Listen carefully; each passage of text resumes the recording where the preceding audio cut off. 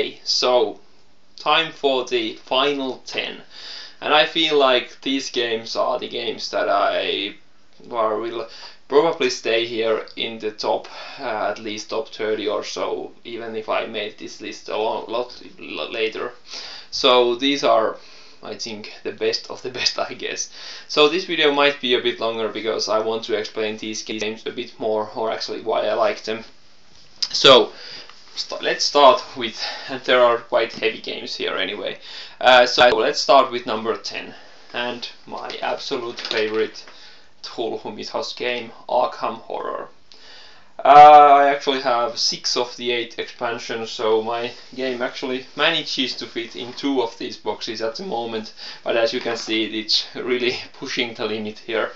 And the game is just very heavy and very interestingly weird and sometimes so broken, but once you get past that and once you really know the rules and you are just playing for fun, you get over all those little nuisances, I guess, and you start appreciating the story as it unfolds, whether it goes bad or well for you, whatever, it doesn't matter. What matters is that you are just in this totally weird world and you'll never know what happens. There's so much variety in the game now. My Mythos deck is about this tall and my Otherworld Encounters deck is as tall. All of the location decks are like that tall, so you rarely even see one same card in 2 different games. So it's just amazing.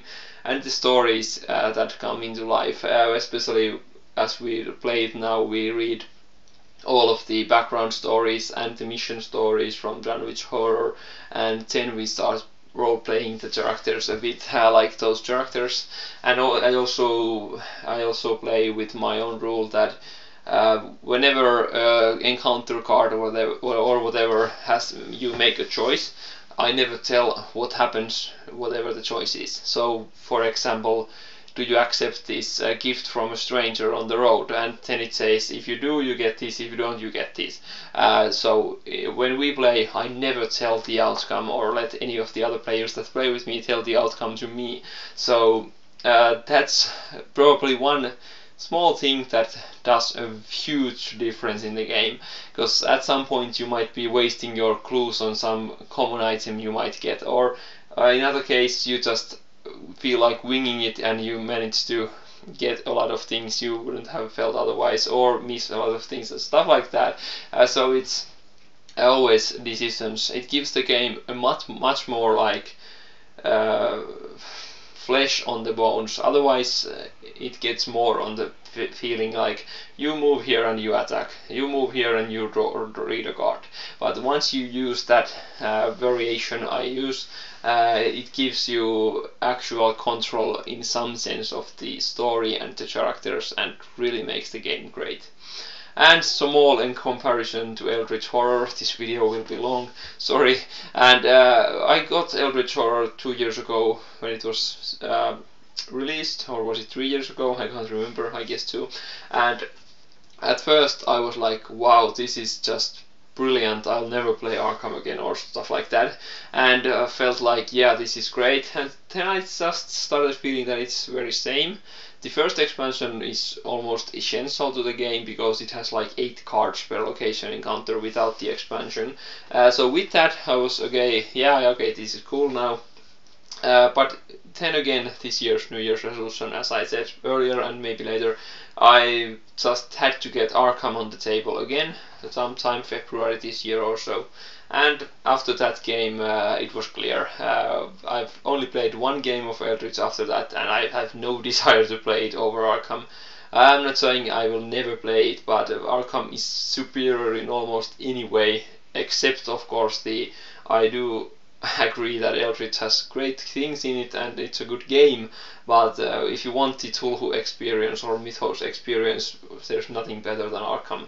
I feel like Eldritch is more like a Cthulhu themed pandemic, where there's always different million things going on and you just have to rush everywhere, but you can't move at all, you can't do the things you want, and you might just end up walking around the world, and once you get to where you are, wanted to go, the other players had solved something else and you are now walking to the other place, and I just hate that in a game. Of course that can happen in Arkham, but there are streets and there are always locations you can go and always things you can do, and I just don't like that at all. So Arkham is way superior to Eldritch for me. Okay, that was a long first, so let's go on to my long second, and again a heavy box and many boxes, and that is Battlestar Galactica.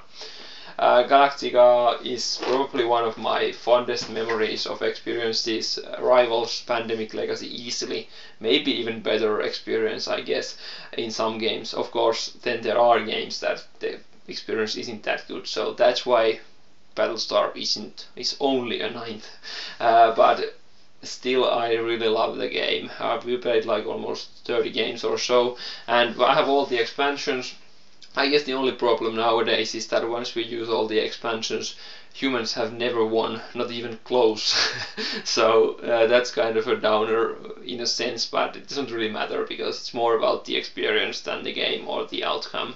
And if you like Galactica, the game is just Galactica in a box, and there's nothing missing here. Treachery and stuff like that.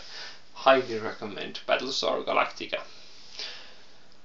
Okay, then we're on to number 8, and again a solo game for you solo game fans there. And of course I've talked about this before, so I won't talk about it that much, but that is Field Commander Napoleon. And 11 campaigns, hundreds of hours of gameplay, and absolutely stunning components inside, and very great gameplay, so what's there not to like? I really enjoy the game and highly recommend Field Commander Napoleon. And then we're on to number 7. Again, a game I've done a review on and talked about, so I won't talk about it that much. But new this year actually to me, so that's Legendary Encounters, the alien deck building game. I like deck building, or love deck building in general, but this has the alien theme and it's co-op. I really like co-op games, as you have seen from the list. There are quite a few co-ops in my list, and this has all of those, and it's hard, so great fun. A legendary alien. Okay, then we're on to my newest game in the top 10, and pretty new game in general, at least in Finland again, and that is from the duo which seems to be becoming my favorite designers, Daniel Tascini and Simone Luciani, the Voyages of Marco Polo. This is just great. Again, Euro-type worker placement, which seems heavy to medium heavy, kind of not heavy maybe, but medium heavy feeling at least, and still it works, plays in 20-25 minutes per player. It's just weird how it works, and it's always race to just get as much as you can, because you can never get all that you want. And the best part, all the characters have a supremely broken special power, and they all seem better than the other, especially once you are playing one of the characters. All the others have better powers, but I think most of them are pretty balanced and nice. I recently got the expansion from the Essen, so the new characters, there are 4 more characters here, but I haven't tried any of them because I wanted to play all of the base game characters. But in my next game, hopefully soon, this Christmas vacation, I will get to try the new characters. But great Euro worker placement with tight mechanics and very tight feel to it. Very heavy, but still plays extremely fast and works great as a 2-player game also. Okay, that was the bottom 5 of my 10, and then we're on to the last 5. And first but not least is Magic the Gathering. I've played this game for 15-16 years, I guess. Of course not all that time like actively, but I've never sold my collection or anything, and there have been times when I've played very little during a year, sometimes very much during a year, and everything between. And I guess this year I played like 100 games, so pretty okay year, but not very much. Anyway, Magic has everything I like. It has great fantasy theme, deck building. I mean the Magic the Gathering type of deck building now, where you can try different cards together and make a deck and then try it with your friend. And the best part is then to start tweaking that deck. If I take these two cards out, I can make this better in this aspect and maybe add those cards and stuff like that. I really enjoy. It feels almost like leveling up your character in a role-playing game. I don't know, it just feels the deck gets better now that it has better abilities, and it's weird, but I really like the deck building almost as much as the game itself. I probably spent thousands, even if not tens of thousands of hours building Magic decks over the 15-16 years. And so it was an auto include, and the more I thought about it, I knew that it had to be in the top 10 also. So Magic the Gathering. But then we are on to number 4, and more Euro games. And again, Daniel Taccini and Simone Luciani. This is Jolkin, the Mayan Calendar. I've actually even painted my gears because I love this game so much. I think I'll show you the center gear if I can find it here. Yeah, here it is. So I think it's a bit nicer to look at than the normal, which looks like this. And also all the side gears I've also painted. And I have the expansion, Tribes and Prophecies, which is also great. It gives you special powers again. And the game is just awesome. Worker placement again, and has this weird time aspect where you have to like time your moves so that you can get that perfect turn, and maybe 3 turns from now or 4 turns from now. So it's rewards future planning a lot, and has a few different ways of playing the game. Works great with 2 players, best use of dummy players I've ever seen. You just put these tokens onto the gears and they stay there for the whole game and block the spots, but you never have to do anything with them. You just in the beginning put them there and then you're done, and you just can play with 2 players and they are interfering with the game. So I think this is just as good as in a 2-player game, almost, I think, than another player counts. I played it most 2-player with my girlfriend, who also loves this game, and it's just brilliant game. Again, I hope these guys make more games for me, as it seems. And so number 4 is Jolkin the Mayan Calendar. Okay, up to the top 3, and another heavy Euro game. I see a pattern here, I guess, but this is Terra Mystica. This could get to the territory of I don't even know what to say, because I just love the game so much.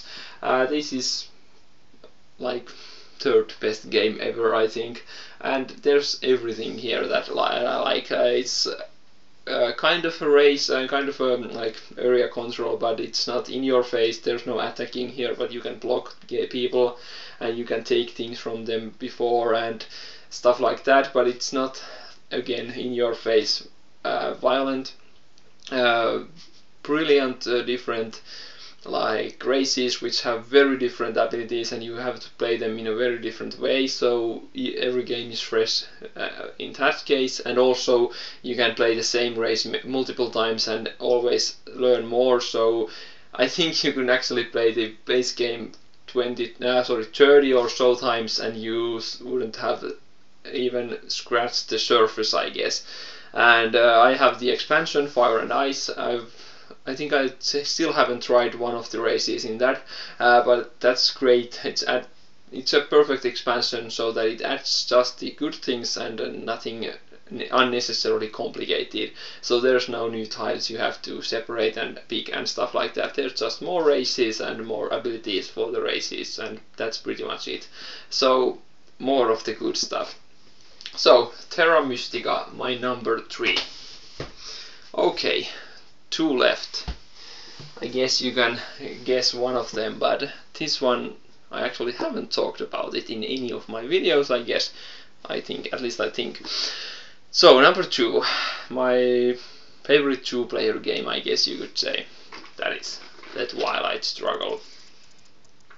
I haven't lived in the Cold War era, so not all of these are familiar to me, but I am a history buff, I guess, so I have read about many of these things.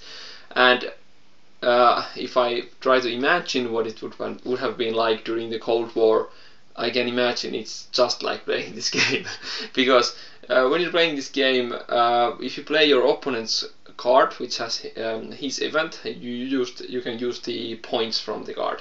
But if you do that, the event actually happens also, because it's your opponent's. So there's always this weird tension of, should I use this now, but the event is very good for my opponent, but I need the points now. Or if you have only your friend's cards, that's okay. But again, then you can also control, you can play them at the least good time for your opponent. And the constant feeling in this game is that, oh my god, my hand really sucks, and my opponent must have like the best cards, and I'm totally losing this game this round. But then you flip the side and the other player is thinking the exact same thing. And that's the tension. There's always the threat of a thermonuclear war, so that's another tension there, because if you play the wrong card at the wrong time, you just lose to causing the thermonuclear war. And what can I say? That's absolutely magnificent. The only thing I'm really sad about is that my father passed away 4 years ago, and I only got this game like 2012, so 3 years ago or so. So I'm really sad that I never got to play this with my father, because he would have lived this time, and he was also liked history and was actually a military man, a major, retired, and thus I know we would have played this for hours and hours and would have enjoyed it immensely. That's one regret, that I didn't get this when it was first released, 2005 or so. So that's kind of a bugger, but Twilight Struggle is the absolute brilliant 2-player game. Okay, one left, and I guess some of you know what it is by now. But that is Mage Knight, the board game. Again, a solo game for me. It's great with co-op with 2 players, but it is a solo game for me. It has everything in it, and check my top 10 solo games if you want more information, but the best game of all time. I'm looking forward to trying the new expansion this Christmas vacation now. Maybe tomorrow, I'm not sure, but just everything you can hope for in an adventure, role-playing, fantasy type of deck builder game. Okay, so that was my top 50 of all time.